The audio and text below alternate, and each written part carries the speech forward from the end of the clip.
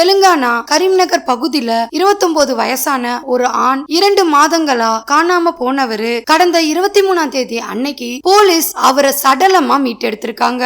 அவர் யாரு, அவருக்கு என்ன நடந்திருக்கும்ன்றத பத்தி இன்னைக்கு கொஞ்சம் டீடைலா பார்த்தலாம். Welcome to TFT crime. நான் உங்க பிரியா. நம்ம சேனலுக்கு புதுசா வர வியூவர்ஸ் சப்ஸ்கிரைப் பண்ணிட்டு லைக் ஒன்னு கொடுத்துருங்க. நீங்க கொடுக்குற ஒவ்வொரு லைக்குமே அடுத்தடுத்து நான் வீடியோ போடுறதுக்கான புது உத்வேகமா இருக்கும். இப்ப நம்ம வீடியோக்குள்ள போயிடலாம். தெலுங்கானா கரீம்நகர்ல இருக்கிற மணக்கொண்டூர்னு சொல்லப்படுற பகுதியில 29 வயசான சாய் கிரண் வாழ்ந்துட்டு வராரு. இவரு ஏழ்மையான குடும்பத்தை சேர்ந்தவர்ன்றதாலேயே இவரால அதிகம் படிக்க முடியாம போயிடுச்சு. அவரோட படிப்பை பாதிலேயே நிறுத்திட்டு அந்த பகுதியிலேயே ஒரு தொழிற்சாலையில வேலை பார்த்து வந்திருக்காரு. அந்த சமயம் அந்த பகுதியில இருக்கிற அனுஷான்னு சொல்லப்படுற ஒரு பெண்ணோட அறிமுகம் கிடைக்குது. 2 பேருமே ஒரே பகுதின்றதால நண்பர்களா பழகிட்டு வந்திருக்காங்க.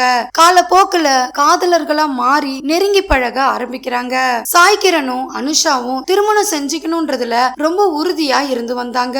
இதுக்காக இரு வீட்டார் குடும்பத்தார்கிட்டையும் இருவரும் சேர்ந்து சம்மதம் வாங்கி திருமணமும் செஞ்சுக்கிறாங்க. சாய் கிரண் ஏழ்மையான குடும்பத்தை சேர்ந்தவரா இருந்தாலும் அவருடைய திருமணத்தை நல்லபடியா நடத்தி முடிச்சிருந்தாரு. திருமணத்துக்கு பிறகு இந்த தம்பதிகள் இருவருமே சந்தோஷமா தான் வாழ்ந்துட்டு வந்திருக்காங்க. இவங்க காதலிச்சு திருமணம் செஞ்சுக்கிட்டதால இருவருமே பேரன்போட தான் இல்லற வாழ்க்கைய நடத்தி வந்திருக்காங்க. திருமணம் முடிஞ்ச சில ஆண்டுகள்லயே இந்த தம்பதிகளுக்கு அடுத்தடுத்து 2 குழந்தைகள் பிறந்திருக்கு. அது வரைக்கும் சாய் கிரண் மட்டுமே வேலை பார்த்து குடும்பத்தை பார்த்துட்டு வந்தவரு 2 குழந்தைகள் பிறந்ததுக்கு பிறகு அவருடைய வீட்டு வறுமையின் காரணமா அனுஷாவும் வேலைக்கு போக வேண்டிய சூழல் ஏற்பட்டிருந்தது. கணவன் மனைவி இருவருமே ஒருத்தர் பிரிய கூடாதுன்றதுக்காக ஒரே இடத்துல வேலை பார்க்கணும்னு நினைக்கிறாங்க. இதுக்காக பல இடங்கள்ல வேலையும் தேடுறாங்க. அந்த சமயத்துலதான் சித்திப்பேட்டுன்னு சொல்லப்படுற பகுதியில ஒரு கோழி பண்ணையில இருவருக்கும் வேலை கிடைச்சது. அனுஷா தன்னோட 2 குழந்தைகளையும் தான் மாமியார் கிட்ட ஒப்படைச்சிட்டு தன்னோட கணவர் கூடயே அந்த கோழி பண்ணையிலேயே தங்கி வேலை பார்த்து வந்திருக்காங்க. கணவன் மனைவி இருவரும் ஒரே இடத்துல வேலை பார்த்து அவங்களுடைய சம்பளத்தையும் சேமிக்க ஆரம்பிச்சாங்க. அனுஷா தன்னோட குடும்ப முன்னேற்றத்துக்காக தான் கணவர் கூட சேர்ந்து இரவு பகலுன்னு கூட பாராம தொடர்ந்து வேலை செய்துட்டு வந்திருக்காங்க. இந்த சூழல்ல தான் அந்த கோழி பண்ணைக்கு மேலும் வேலையாட்கள் தேவைப்படுறதால ஆசிபாபாத்னு சொல்லப்படுற பகுதியில இருந்து சீனிவாஸ் சுனிதான் சொல்லப்படுற தம்பதிகள் அந்த கோழி பண்ணையில வேலைக்கு சேர்றாங்க. அந்த கோழி பண்ணையில வேலை பார்த்துட்டு வந்த 2 தம்பதிகளுமே அவங்க வேலையில ஒற்றுமையா செயல்பட்டு வந்திருக்காங்க. இந்த சூழல்ல தான் அனுஷாவுக்கு தன்னோட கணவர் நடத்தையில சந்தேகம் ஏற்பட ஆரம்பிக்குது. ஒரு சில மாதங்களாவே சாய் கிரண் அவருடைய மனைவியான அனுஷா கிட்ட சரிவர பேசாமலே இருந்து வந்திருக்காரு. கணவர் சரியா பேசாம இருக்காருன்றத தெரிஞ்சுக்கிட்ட அனுஷா அவர் மேல நெருக்கம் காட்ட ஆரம்பிக்கிறாங்க. ஆனா சாய் கிரணும் தன்னோட மனைவி கிட்ட இருந்து விலகி இருக்கணும்னு நினைக்கிறாரு. அந்த சமயத்துல தான் சாய் கிரண் இரவு நேரங்கள்ல யாருக்கும் தெரியாம ஒதுக்குப்புறமா போக ஆரம்பிச்சிருக்காரு. இதுல சந்தேகம் ஏற்பட்ட அவருடைய மனைவி அவரை தொடர்ந்து பின்தொடர ஆரம்பிச்சிருக்காங்க. அந்த சமயத்துல தான் சாய் கிரண் இரவு நேரங்கள்ல யாருக்கும் தெரியாம போன்ல ஒரு நபர் கூட பேசிட்டு இருக்கிறது தெரிய வருது. சாய் கிரண் கிட்ட மொபைலே இல்லன்றது அவர் மனைவிக்கு நல்லாவே தெரியும். சாய் கிரண் தன்னோட மனைவிக்கு தெரியாம ரகசியமா மொபைல பயன்படுத்திட்டு வந்திருக்காரு. இந்த விஷயம் அனுஷாவுக்கு தெரிய வரவே பெரும் அதிர்ச்சியாவே இருந்து வந்தது. அனுஷா தன்னோட கணவரான சாய் கிரண் கிட்ட அவர் பயன்படுத்திட்டு இருந்த மொபைல பத்தி கேட்கும் போதெல்லாம் பிரச்சனைகளும் சண்டைகளும் ஏற்பட ஆரம்பிச்சிருக்கு. இரவு நேரங்கள்ல சாய் கிரண் யார்கிட்ட பேசுறாருன்னு தெரியாம அனுஷா மன உளைச்சலுக்கு ஆளாகி இருக்காங்க. இதனால கணவன் மனைவி இருவருக்குள்ளயும் பிரச்சனைகளும் சண்டைகளும் ஏற்பட ஆரம்பிச்சிருக்கு. இதை தொடர்ந்து அனுஷா தன்னோட கணவரை கண்காணிச்சுட்டே வந்திருக்காங்க. அந்த நேரத்துல தான் சாய் கிரண் ரகசியமா பேசிட்டு வந்த நபர் அந்த கோழி பண்ணையில வேலை பார்த்துட்டு வர சீனிவாசுடைய மனைவி சுனிதான்றது தெரிய வருது. இந்த விஷயம் அனுஷாவுக்கு தெரிய வரவே சுனிதாவுடைய கணவரான சீனிவாஸ் கிட்டையும் சொல்லியிருக்காங்க.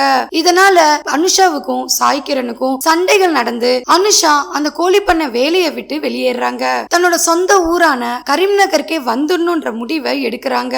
அந்த சமயத்திலையும் அவங்களுடைய கணவர் கிட்ட சுனிதா கூட ஏற்பட்ட தொடர்பை கைவிடும்படி சொல்றாங்க. ஆனா சாய் கிரணும் சுனிதா கூட இருக்கிற தொடர்பால அவருடைய மனைவிய கடுமையான வார்த்தைகளாலேயே பேசியிருக்காரு. அனுஷா எவ்வளவு சொல்லியுமே அவங்களுடைய வார்த்தைகளுக்கு செவி சாய்க்காத சாய் கிரண் தொடர்ந்து சுனிதா கூட தொடர்புல இருந்து வந்திருக்காரு. இத கொஞ்சமும் பொறுத்துக்க முடியாத அனுஷா அந்த கோழி பண்ணையை விட்டு வெளியேறி தன்னோட சொந்த கிராமத்துல தான் மாமியார் கூடயே வந்து செட்டில் ஆகுறாங்க. அவங்க சொந்த ஊருக்கு வந்த பிறகும் கூட தன்னோட கணவருக்கு மொபைல் மூலமா தொடர்ந்து தொடர்புலயே இருந்து வந்தாங்க. சாய் கிரணுடைய அம்மாவும் அனுஷாவோட மொபைல்ல இருந்து பல அறிவுரைகளை தன்னோட மகனுக்கு சொல்லியிருக்காங்க. இவங்க சொன்ன விஷயங்கள் எதையுமே பொருட்படுத்தாத சாய்கிரண் சுனிதா கூட தொடர்ந்து தொடர்புலயே இருந்து வந்திருக்காரு. தன்னோட மனைவியையும் குழந்தையும் கூட பார்க்காம சுனிதா கூடவே தங்கி இருந்திருக்காரு. அந்த நேரத்துல சுனிதாவுடைய கணவரான சீனிவாஸ்க்கு இவங்க இருவருடைய தொடர்பும் தெரிய வருது. இதனால கோவப்பட்ட சீனிவாஸ் தன்னோட மனைவிய கண்டிச்சிருக்காரு. அதோட சாய்கிரண் கிட்டையும் தன்னோட மனைவி கிட்ட எந்த ஒரு தொடர்புலையும் இருக்க வேண்டாம்னு எச்சரிச்சிருக்காரு. ரெண்டு பேரையுமே கண்டிச்சு எச்சரிச்ச சீனிவாஸ் சாய்கிரணை கோழி பண்ணைய விட்டு வெளியேறும்படி சொல்லியிருக்காரு. ஆனா அவரோ சுனிதாவை விட்டு போக மாட்டேன்னு சொல்லியிருக்காரு. இதனால இந்த மூவருக்குள்ளயும் சண்டையும் பிரச்சனைகளும் ஏற்பட ஆரம்பிச்சது. ஒரு கட்டத்துக்கு மேல பொறுக்க முடியாத சீனிவாஸ் சாய்கிரணை தாக்கி கோழி பண்ணைய விட்டு வெளியேறும்படி சொல்லியிருக்காரு. சாய்கிரணை சீனிவாஸ் தாக்கும் போது சீனிவாசோடைய மனைவி சுனிதாவும் உடன் இருந்ததா சொல்லப்படுது.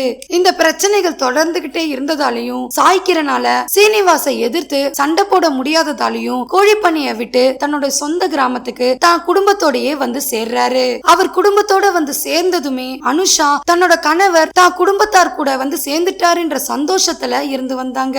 கோழி பண்ணைய விட்டு வெளியேறினவரு வேற வேலைய தேட ஆரம்பிக்கிறாரு. அந்த சமயம் ஒரு மரக்கடையில வேலை கிடைச்சதும் அந்த வேலைக்கு போக ஆரம்பிக்கிறாரு. சாய்கிரனுடைய அம்மா அப்பாவுக்கு அவர் சொந்த கிராமத்துக்கு வந்ததுல ரொம்பவே சந்தோஷப்படுறாங்க.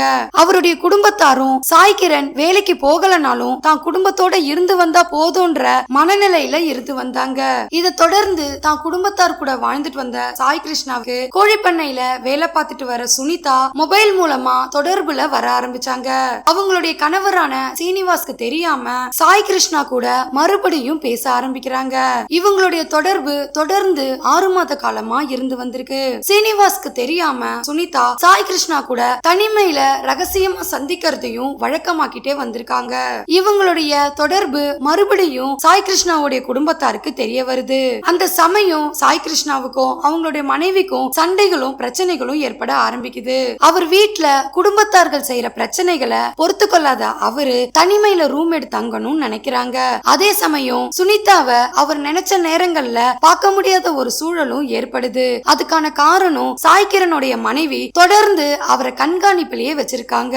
சுனிதாவால குடும்பத்துல தொடர்ந்து பிரச்சனைகள் ஏற்பட ஆரம்பிக்குது. இதனால சாய் கிருஷ்ணாவோட மனைவியும் சுனிதாவுக்கும் பிரச்சனைகளும் தொடர்ந்து நடந்துகிட்டே வந்திருக்கு. இதனால மன உளைச்சலுக்கு ஆளான சாய்கிரண் வீட்ல இருந்து வெளியேறி தனிமையில ரூம் எடுத்து தங்க ஆரம்பிக்கிறாரு. அவருடைய குடும்பத்தை விட்டு விலகி போன சாய்கிரண் தொடர்ந்து சுனிதா கூட தொடர்புல இருந்து வந்திருக்காரு. ஆனா சாய் கிருஷ்ணாவோட மனைவியோ என்னைக்கா இருந்தாலும் தான் கணவர் தான் கூட வந்துருவாருன்ற நம்பிக்கையோட தன்னோட மாமியார் கூடவும் மாமனார் கூடவும் தொடர்ந்து அவங்க வாழ்க்கைய நடத்திட்டு வந்திருக்காங்க. சாய் கிருஷ்ணா வேற பெண்ணை தேடி போனாலும் அவருடைய அம்மா அப்பா அனுஷாவை தான் வீட்டு மக மாதிரி தான் பாத்துட்டு வந்தாங்க. சாய்கிரண் அவங்க வீட்டுக்கு ஒரே மகன்ன்றதால ரொம்ப செல்லமா வளர்த்ததாலேயே அவர் கெட்டு போயிட்டதா அவங்க உணர ஆரம்பிக்கிறாங்க. இவருடைய செயலால சாய் கிருஷ்ணாவோட குடும்பத்துல நிம்மதி இல்லாம வறுமைகளும் ஏற்பட்டிருக்கு. ஆனா அனுஷா வேலைக்கு போய் தன்னோட குழந்தைகளை மட்டும் இல்லாம தன்னோட மாமியார் மாமனாரையும் பாத்துக்கிட்டு வந்திருக்காங்க. அவங்களுக்கு தன்னோட கணவர் கூட பிரச்சனைகள் இருந்தாலுமே அவங்களுடைய கணவரான சாய் கிருஷ்ணாவுக்கு கால் பண்ணிக்கிட்டே இருந்திருக்காங்க. ஆனா அவரோ தான் மனைவி கிட்ட இருந்து விலகி அவங்களுடைய தொடர்பையே தவிர்க்க ஆரம்பிச்சிட்டாரு. இந்த சூழல்ல தான் கடந்த 19ஆம் தேதி அன்னைக்கு சாய்கிரண் தன்னோட வீட்டுக்கு வந்திருக்காரு. அப்படி வந்தவரு தன்னோட மனைவி கிட்டையும் குழந்தைகள் கிட்டையும் அம்மா அப்பா கிட்டையும் பேசிட்டு மறுபடியும் வேலைக்கு கிளம்புறதா சொல்லி வீட்டுல இருந்து கிளம்பியிருக்காரு. அப்படி கிளம்பினதுக்கு பிறகு அன்னைய நாள் முழுவதும் அவர்கிட்ட இருந்து எந்த ஒரு அழைப்புமே வராம இருந்திருக்கு. இதனால சந்தேகப்பட்ட அனுஷா தன்னோட கணவருக்கு தொடர்ந்து கால் பண்ணிக்கிட்டே இருந்திருக்காங்க. அன்னைக்கு முழுவதும் அவருடைய மொபைல் சுவிட்ச் ஆஃப்ல இருந்ததால மறுபடியும் சுனிதாவை தேடி போயிட்டாருன்ற எண்ணத்துல அவங்க குடும்பத்தார் இருந்திருக்காங்க. அதன் பிறகு அவர் போன 2-3 நாட்கள்லயே அவர் இறந்து போயிட்டதா அனுஷாவுக்கு தகவல் கிடைக்குது. இத கேட்டு பதறி போன அவங்க உடனடியா காவல் நிலையத்துக்கு போயிருக்காங்க. அங்க விசாரிக்கும் போதுதான் மர்ம நபர்களால வெட்டி கொலை செய்யப்பட்டிருக்காரு என்ற விஷயம் தெரிய வருது. இத கொஞ்சமும் எதிர்பார்க்காத அவரோட மனைவியும் குடும்பத்தாரும் கதறி அழுது துடிச்சிருக்காங்க. போலீஸ் அனுஷா கிட்ட சாய்கிரனுக்கு எதிரிகள் யாராவது இருக்காங்களான்னு கேட்டிருக்காங்க. அனுஷாவுக்கு சுனிதா மேலையும் சீனிவாஸ் மேலையும் சந்தேகம் இருக்கிறதால காவல் நிலையத்துல அவங்களுடைய பெயர்களை கொடுத்திருக்காங்க. இதன் அடிப்படையில போலீஸ் விசாரணையை நடத்தும் போதுதான் சீனிவாசும் சுனிதாவும் கோழி பண்ணையில இருந்து வெளியாகி மகாராஷ்டிராவுக்கு போயிட்டாங்கன்றது போலீஸ்க்கு தெரிய வருது. இதுக்காக போலீஸ் தனிப்படைகளை அமைச்சு மகாராஷ்டிராவுக்கு தப்பிச்சு போன சீனிவாசையும் சுனிதாவையும் தேடி கண்டுபிடிச்சு அதிரடியா கைது பண்றாங்க. அந்த தம்பதிகள் கிட்ட தொடர்ந்து விசாரணையை நடத்தினதுல சாய்கிரனை கொலை செய்ததா உண்மைய ஒத்துக்கிறாங்க. சீனிவாஸ் தான் திட்டம் போட்டு சாய்கிரனை கொலை செய்திருக்காருன்றது போலீஸோடைய விசாரணையில வெளியாகிருக்கு. சம்பவம் நடந்த அன்னைக்கு சாய்கிரனுக்கு சுனிதா கால் பண்ணிருக்காங்க. தனிமையில சந்திக்கணும்னு சொல்லி ஒரு விரிச்சோடிய இடத்துக்கு வர சொல்லிருக்காங்க. அவங்க சொன்னதை நம்பி சாய்கிரன் அந்த இடத்துக்கு போயிருக்காரு. அப்படி போனதுக்கு பிறகுதான் அந்த இடத்துல சுனிதா மட்டும் இல்லாம அவரோட கணவர் இருக்கிறது சாய்கிரனுக்கு தெரிய வந்திருக்கு. அந்த இடத்திலேயே இருவருக்கும் வாக்குவாதம் ஏற்பட்டு பிரச்சனைகளும் நடந்திருக்கு. அந்த சமயம் சீனிவாசோடைய நண்பர்களான கங்காராம் மற்றும் ஷாமன் சொல்லப்படுற இரு நபர்களும் சாய் கிருஷ்ணா மேல தாக்குதலை நடத்திருக்காங்க. அந்த பகுதியில இருந்த பெரிய பெரிய கல்லாலேயே சாய் கிருஷ்ணாவை தாக்கி கழுத்து அறுத்து கொலை செய்திருக்காங்க.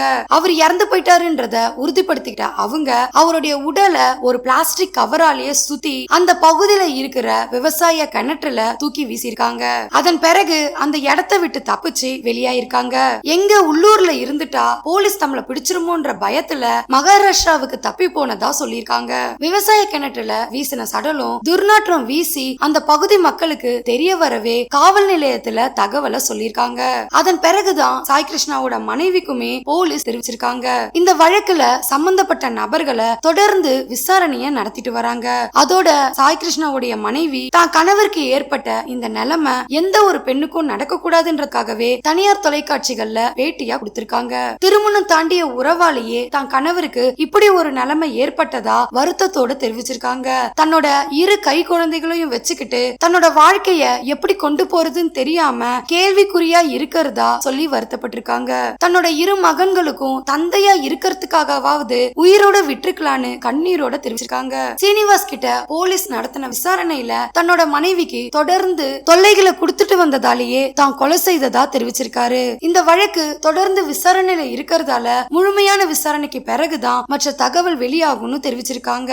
இந்த வழக்கை பத்தின உங்களுடைய கருத்தை மறக்காம கமெண்ட்ல சொல்லுங்க. லைக் பண்ணுங்க, ஷேர் பண்ணுங்க. மறுபடியும் வேற ஒரு கேஸோட உங்களை சந்திக்கிறேன். தேங்க்யூ.